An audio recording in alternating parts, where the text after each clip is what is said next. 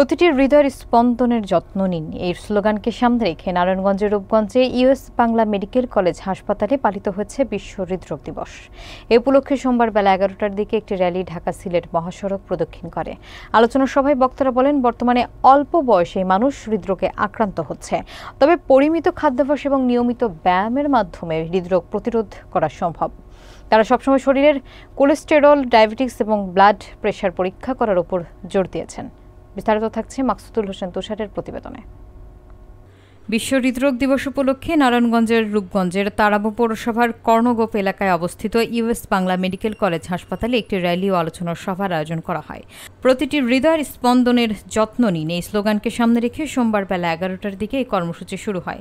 এ সময় র্যালিটি ঢাকা সিলেট মহাসড়ক হয়ে বেশ কয়েকটি সড়ক প্রদক্ষিণ করে।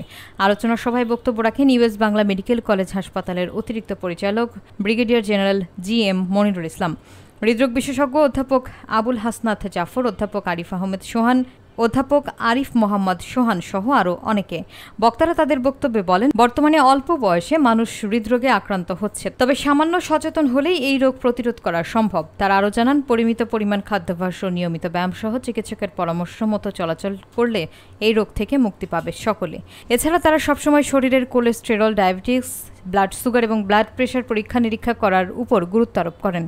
এই দিবস উপলক্ষে আমরা আজকে এবং আগামীকাল ফ্রি চেকআপের ব্যবস্থা করেছি। হৃদরোগে যারা মনে করছে হৃদরোগের ঝুঁকিতে আছে তাদেরকে আমরা ফ্রি চিকিৎসা খাদ্যাভ্যাস পরিবর্তন করতে হবে, ফ্যাটি ডায়েট অ্যাভয়েড করতে হবে, ধূমপান নিবারণ করতে হবে, তারপরে নিয়মিত হাঁটাহাঁটি করতে হবে।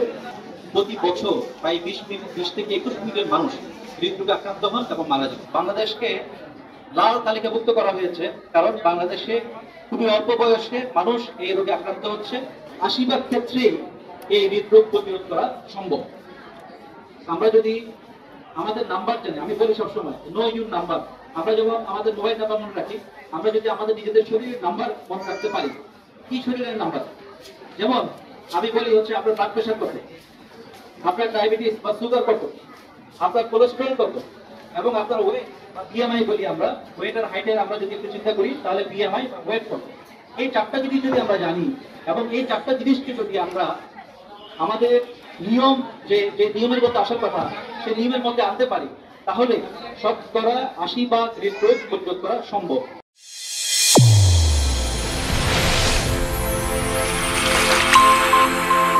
চ্যানেল A1 হৃদয়ের স্পন্দন।